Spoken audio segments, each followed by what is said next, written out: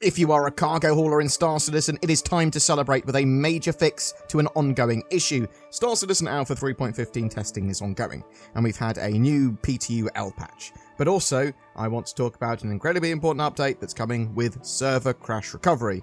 Let's take a look at these updates that Cloud Imperium have talked about in recent posts. So, Cloud Imperium said, having lost a full hull of cargo ourselves due to a pesky error 30K, we know all too well how frustrating encountering a server crash can be.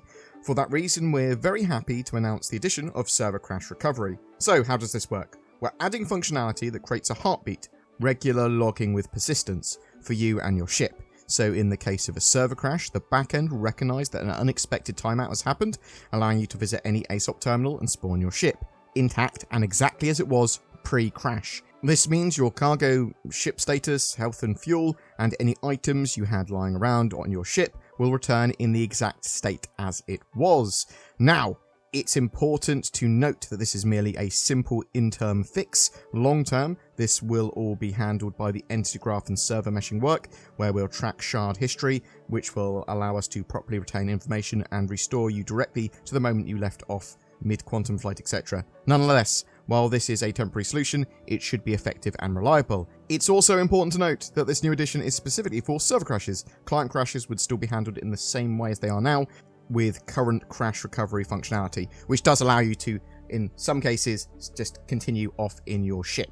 This is currently in review and will hit the PTU very soon, so it is part of 3.15. Now, I'm very happy with that solution, because that is the solution I've proposed multiple times when talking about it on my stream. It looked to be the most simple and sort of like direct solution to that fix. It wasn't sort of like, oh, I'm a genius. It was like, well, this is the obvious solution to that, and it looks like that's what Cloud Imperium have gone for. That, along with other updates with 3.15 and beyond, that's going to make cargo hauling a lot more effective and fun, not having to worry about your cargo just disappearing at the whims of the server. Let's take a look at the rest of that Patch Watch post as well that talked about inventory before we move on to the actual new PTU L patch fixes.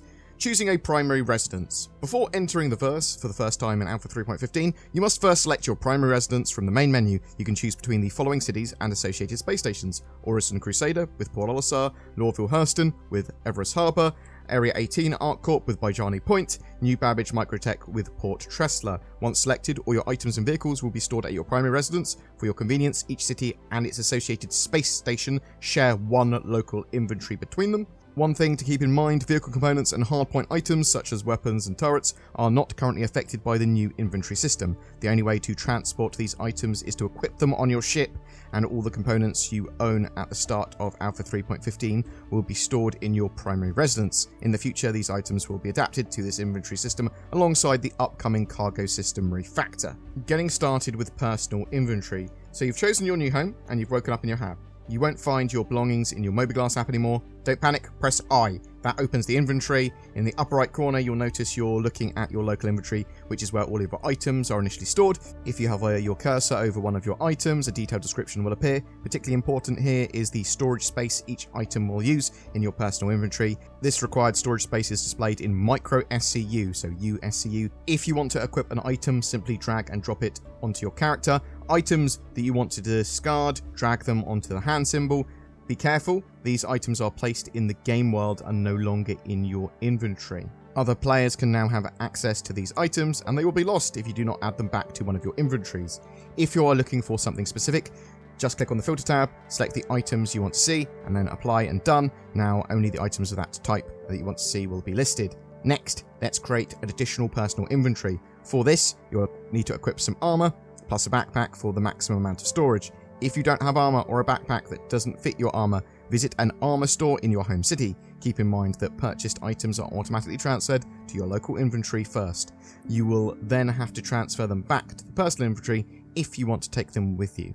Backpacks. With the new changes to inventory management, we have separated backpacks from armor sets to make them their own item that can be equipped or unequipped. Players can now purchase different sizes of backpack that will require different sizes of armor to use. This will make the largest backpacks able to be equipped on heavy armor, while medium and light armors will be able to equip smaller backpacks. After putting on your armor, press I to bring up your personal inventory. You can then drag and drop your items you want to store but not equip from your local inventory to the personal inventory, or from the right side of the screen to the left. Each piece of armor has its own storage as well, depending on the size of the armor. And of course, your backpack has its own storage too. Any items left in the local inventory will not be available to you once you leave your location, so choose wisely.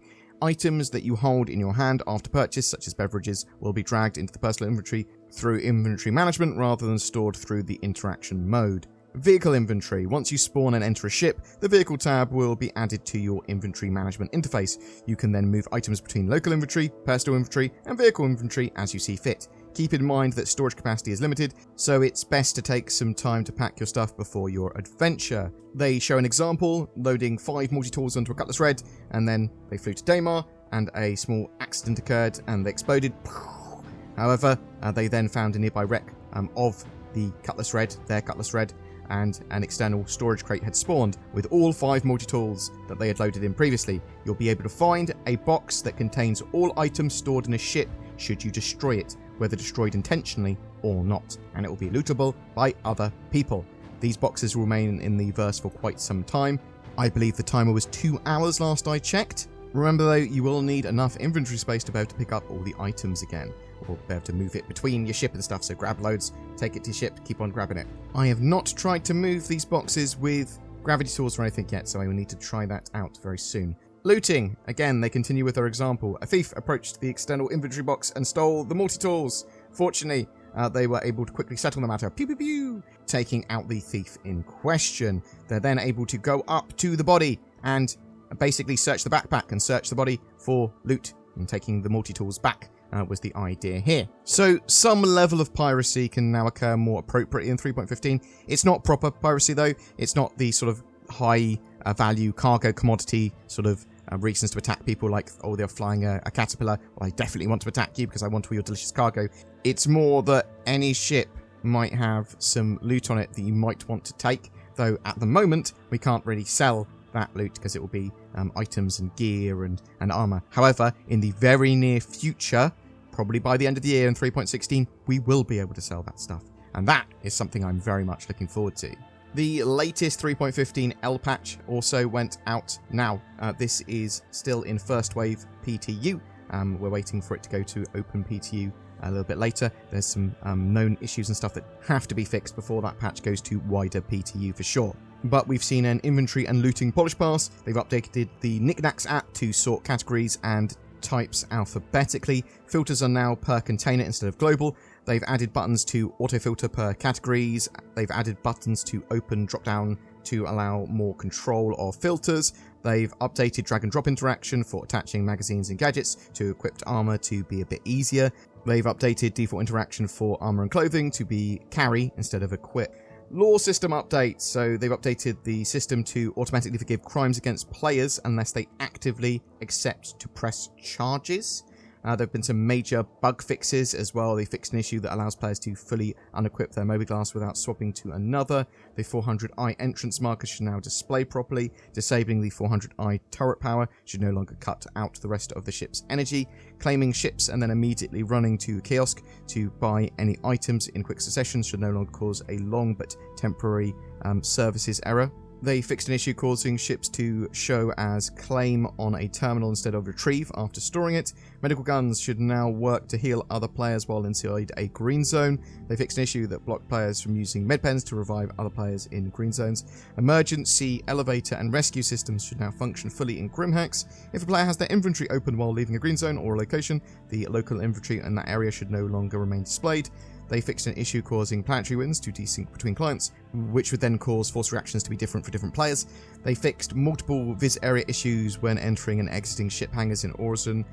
Ships should no longer be impounded instead of stored after sitting on their illegal landing pad too long. Body drag and drop should no longer show at the same time when interacting with a body. Crusader showroom bartenders should no longer be missing. Drop items should no longer allow undersuits to be removed from other actors while wearing armor. Players should now be able to be charged with first-degree battery instead of grievous bodily harm when overdosing another player. Aggressors should now receive a higher criminal status when a player they attacked bleeds out after being the victim of aggravated assault. They fixed an issue blocking someone from using their firearm again directly after doing a melee takedown on another player or NPC. They also fixed 8 client crashes and 7 server crashes. Now, the sort of updates to the med pen there were super important. People were going around mobbing people in landing zones, killing them with med pens or nearby, just basically overdosing them and stealing all their stuff, or just killing them because they had glorious gold armor on and stuff like that. So there needs to be ways of preventing that for sure, and obviously laws associated with people medding you when you don't want to be medded. I would like to see that if you die or lose a ship for any reason in a station or at a landing zone, then that is immediately, all the stuff that was on you, all the stuff that was on that ship is immediately added to the local inventory of that area rather than lootable. Beyond that, there are still several known issues, that some of which need to be solved before the patch goes to open PTU. So ground vehicles and initial spawn point, obviously some of the home locations you choose don't have abilities to spawn your vehicles at, so it's going to be hard to get them off the planet, is the idea there. There can sometimes be an infinite loading screen after a server crash. Pledge items lost on death. So in the short term, if you lose an item in 3.15, like your gold armor or special hat or something that you've got, that is actually lost until either you reset your account or the next major patch. There are going to be ways of getting these items back in the future, but in 3.15 at the moment, at the very least, there is not. However, these items aren't permanently lost, so don't worry at the moment. There are some issues resetting accounts as well, failing to clear user items. Depth markers and quantum travel markers are grayed out sometimes in the player HUD. Ships left near outposts can sometimes disappear when they're not supposed to. Downed players are dropped or bounce and spin out of control when dragged over uneven surfaces. That is a feature, clearly. Yes. When collecting materials and metals with the extraction laser, ship's cargo randomly empties sometimes. A few assets are missing. There's some areas with no gravity or no air that need to be fixed. A few little equipment problems with like the screen shaking if you equip certain items. There's some like partial clipping if you put heavy armor on, covers up the Moby class or part of it. There's a couple of little audio problems with Arena Commander. The call to arms mission reward doesn't always trigger. Oddly, weapon projectiles can act oddly when shooting from one physics grid to another, or from one ship to another, or from different areas of the ship. This sort of odd behavior occurs. But other than that, the patch is actually looking pretty good. I've had really high frame rates in Horizon. Now, I know a lot of people still are having the best performance around that gas cloud and new landing zone area, but we know that there's some of the Gen 12 renderer features and stuff like that in 3.15, and it's making more use of iCache. We don't have definite times on when the PTU and live build are going to be, but I would expect a wider PTU within the next 2 weeks, and it's looking pretty good for just after that for a live build. But it does depend on what bugs get solved, what problems happen, do they need more balance, do they need tweaks, all that sort of jazz. We don't know exactly what's going to happen during this PTU phase yet. But what do you think? Are you excited for server crash recovery? Are you a budding cargo hauler that's gone, I do not want to haul cargo because my fingers have been burnt many times by the 30Ks. Well, 30Ks seem to be something that's not actually that much of a problem anymore, as they sort of start to reduce the amount that they happen and have server crash recovery. So you go, well, my cargo ship isn't lost. It's by a nearby station. Boom. And it has its cargo on it as well. So that's pretty cool. Have you been playing in 3.15 in the first wave PTU? What do you think of it so far? Has it been fantastic? Has it been bad? What do you think of the new inventory system? For me, it's a step towards something we need in game, but it's very, very, very sort of like MVP, minimum viable product. It is not elegant. It is pretty bad for its actual needs at the moment. It's slow. It's very laggy. It doesn't look great. So I do want a load of updates to this in the future. And we know it's Star Citizen. It's going to look beautiful one day. But I suppose it's better to have it in game now and actually start to have local inventory as they move towards physical inventory. And this can be just a step towards that for sure. Have you been messing around with the new medical systems? What do you think of those? Whatever your thoughts, I'd love to hear from you in the comments below. Some people say I shill for NordVPN, but listen to some of these comments that I just made up. I've never fed the love of a woman before, but then I got NordVPN, and that didn't matter. Doctor said I'd never walk again, but then I got NordVPN. Now I've been running marathons. Also, I got robot legs around the same time. They might have helped somewhat too. I was a tone-deaf pirate, but after getting NordVPN, I'm able to play the saxophone. Go on, Zin, try and animate all of this. Click the links below to get NordVPN. It might lead you to a more fulfilling life, but more likely, it will just help protect you from the terrors of the internet.